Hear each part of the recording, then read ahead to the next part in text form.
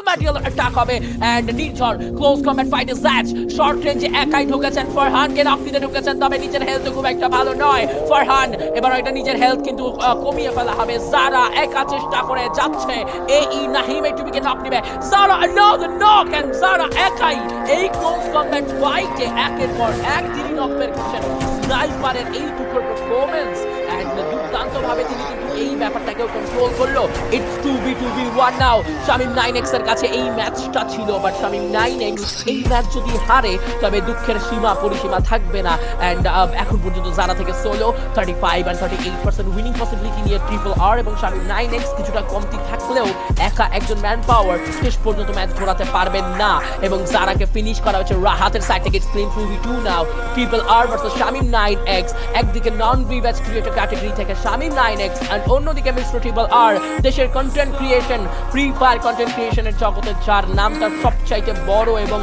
যিনি আসলে নিজের নামটাকে নিজের আইকনিক স্টাইল বানিয়ে